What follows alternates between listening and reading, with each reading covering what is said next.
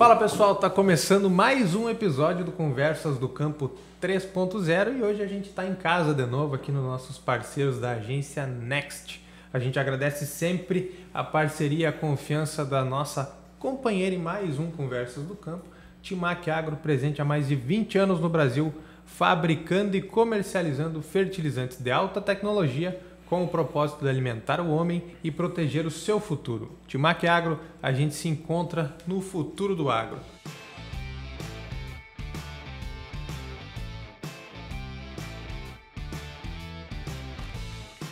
E na conversa de hoje, a gente conta com a presença do professor e pesquisador Dr. Carlos Alberto Forcellini, agrônomo pela Universidade de Passo Fundo, mestre em fitopatologia pela Universidade de São Paulo, doutor também em fitopatologia pela University of Florida e foi professor da Universidade de Passo Fundo por 34 anos e atualmente é pesquisador e consultor na Agrotechnical Research. Seu trabalho tem ênfase nas áreas de resistência de fungos a fungicidas e controle químico de doenças em soja, milho e cereais de inverno. Professor Forcellini, obrigado pelo carinho, obrigado por ter aceito o nosso convite e pela presença aqui conosco. Obrigado a você, Lucas. O privilégio é nosso poder participar e compartilhar um pouquinho daquilo que a gente trabalha, aquilo que a gente faz, né, com os nossos amigos produtores e técnicos que nos acompanham. Perfeito, então. Então, vamos conversar então, professor. Professor, falando em soja, qual o cenário que o produtor vai encontrar hoje em relação ao manejo de doenças? Então, as doenças que ocorrem na cultura da soja, vamos falar em nível de Brasil primeiramente, né? São várias, né? Se a gente for observar assim, historicamente a mais importante é a ferrugem asiática, que se estabeleceu no país há cerca de 20 anos atrás.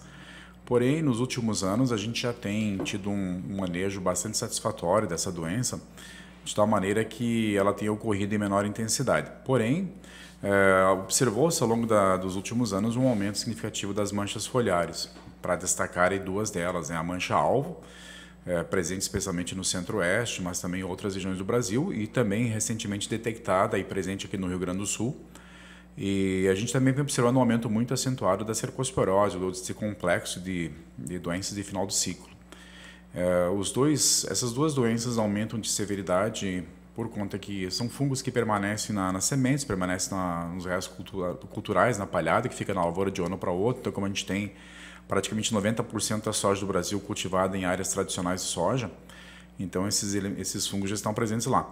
E o outro fator é a dificuldade de obtenção de materiais resistentes, geneticamente resistentes para essas doenças. Então o fato é que hoje no Brasil nós temos assim as manchas foliares dominando as preocupações, temos também a presença da ferrugem, claro que sempre tem que estar no nosso radar. Em alguns lugares mais altos e amenos, nós temos também o IID e o mofo branco. Então, diria assim que são as 5 principais doenças que hoje preocupam os produtores de soja. Sim.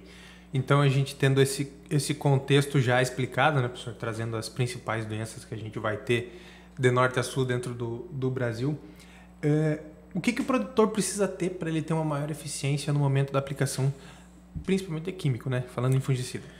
Então, depois que a cultura está implantada no campo, praticamente só nos resta a utilização do manejo químico, eventualmente também algum manejo com algum antagonista, algum agente de controle biológico. Mas, principalmente, o uso de fungicidas é a estratégia mais importante para o manejo dessas doenças.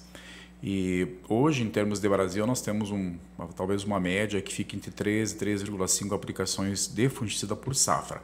Se a gente for distribuir isso no ciclo da cultura, a gente tem provavelmente um tratamento na fase vegetativa da soja, às vezes até 2, dependendo do grau de investimento que o produtor deseja fazer, dependendo da época de semeadura. Então, normalmente tem uma aplicação na fase vegetativa, eventualmente 2, e na fase reprodutiva nós temos normalmente 3 aplicações. Então, iniciando normalmente no pré-fechamento das entrelinhas e depois seguindo com intervalos aí quinzenais. Este manejo com fungicidas ele é necessário porque as manchas foliares começam já na fase vegetativa, na medida em que esses fungos têm sua origem na semente, têm sua origem nos restos culturais, na palhada que fica no campo, então eles já se manifestam precocemente e eles vão aumentando de severidade conforme a dinâmica de cada doença. Por exemplo, normalmente começa pela septoriose, pela antracnose, que são doenças de vegetativo, depois nós temos a mancha-alvo, aí naquela transição do vegetativo para o reprodutivo e termina com a cercosporiose lá na fase de finalização do enchimento de grão, né? Então é uma sucessão de doenças. A ferrugem corre paralelamente a esse complexo de manchas, né? Então, na verdade, hoje um produtor de soja que aplica fungicida, ele tem que utilizar ferramentas mais concentradas, ferramentas mais completas, produtos mais completos, na medida que ele precisa controlar diversas doenças paralelamente. Uhum. Professor, em relação a fito causada pelos fungicidas, pelas moléculas que a gente tem no mercado, a gente pode ter essa fito em todas essas aplicações que o senhor falou, dessas 3,5 que a gente tem? A gente tem alguma molécula hoje no mercado que a gente precisa ter um pouco mais de cuidado? E outra questão, a gente sempre consegue ver essa fito ou não? Então, tem dois tipos de fitotoxicidade, mas antes vamos falar assim que a fitotoxicidade faz parte da nossa realidade hoje, né? E por quê? Na medida em que a gente tem mais doenças para controlar e muitas vezes ocorrendo paralelamente, nós temos que lançar mão de produtos mais concentrados, falando assim em termos de ativo, quantidade de ativo por hectare por aplicação. E isso acaba que do uso desses produtos mais concentrados pode ocorrer nessas situações de fito. Essa fito pode ser visível, a gente percebe isso pela necrose, pela morte de partes do tecido foliar, e pode ser também assintomática, né? Isso também é um problema que acontece. Muitas vezes a planta não chega a manifestar sintomas visíveis, mas algum tipo de interferência negativa na planta está acontecendo. Então, a fito de fato existe, certo? E ela pode ser visível ou não. E ela se torna normalmente mais problemática à medida que a cultura avança nos seus ciclos. Folhas mais velhas têm mais propensão a apresentarem problemas com fitotoxicidade. E também tem muita relação com o ambiente. A gente sabe que muitas vezes a gente precisa fazer o manejo, especialmente em grandes áreas que tem o operacional das aplicações muitas vezes determina que tenha que se fazer aplicações não somente às vezes não é possível fazer somente nas melhores horas, falando em termos de ambiente adequado para uma aplicação. Então muitas acontecem aplicações fora desses horários adequados, então isso acaba que a gente de certo modo faz com que o operacional aconteça em momentos que são mais sujeitos a fito. E também tem períodos em que o próprio clima, né, está mais seco, as temperaturas estão mais altas, então há vários motivos que acabam determinando a ocorrência de fitotoxicidade. E alguns produtos em particular mostram mais tendência a fito, especialmente por o que a gente chama de triazóis, né? Podemos destacar 3 produtos desses, um deles é o proticonazol, o outro é o tebuconazol e um terceiro também é o epoxiconazol. Esses triazóis geralmente eles são menos solúveis em água, eles têm uma dificuldade maior para se movimentar nos tecidos da planta, eles têm a tendência a muitas vezes ficarem mais parados e assim acontecendo eles induzem a formação de radicais livres na planta, que teoricamente é uma substância tóxica para a folha, né? E isso acaba resultando então na necrose, na morte de parte do tecido, né? Que a gente depois vai visualizar como fitotoxicidade, né? Então, a utilização de alguns triazóis em particular, mas também de alguns outros ativos, acaba resultando em maior frequência dessa fitotoxicidade. E pensando nessa questão da visibilidade ou não dessa fito, a gente ainda pode ter alguma perda se a gente não enxergar ela ali dentro, ali na planta, a gente não enxergar essa necrose, essa perda de clorofila? Com certeza. É difícil quantificar, no campo não tem como, né? Mas alguns testes que se pode fazer em laboratório, especialmente no laboratório de fisiologia, é possível quantificar esse grau de interferência.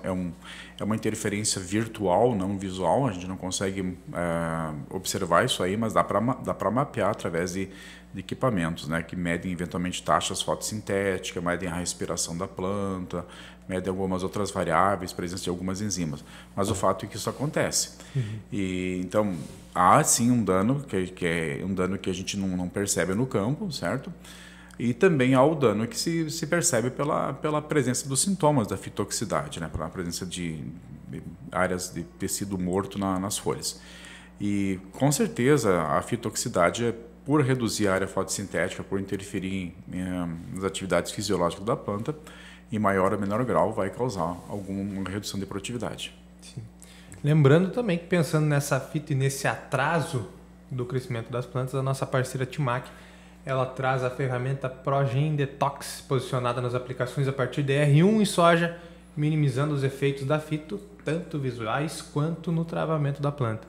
Nos estudos que a Timac fez, houveram redução de até 50% da fito aos 9 dias após a aplicação de fungicidas, comparado ao padrão sem ProGen. Professor, a gente encerra aqui nas conversas. Eu agradeço demais o carinho do senhor. O senhor é sempre muito solícito com a gente aqui do Mais Soja. Queria que o senhor deixasse um recado final para a turma, falar mais um pouquinho desse nosso assunto, que é muito importante para a gente conseguir chegar nas altas produtividades, e deixasse os contatos do senhor. Perfeito. Obrigado, Lucas. Eu gostaria de dizer que esse assunto, esse tema que nós estamos conversando hoje, ele está muito propício para a realidade que nós estamos vivendo hoje no Brasil. Se a gente for analisar o país como um todo, está passando por alguns períodos de falta de chuva, né, de estiagem.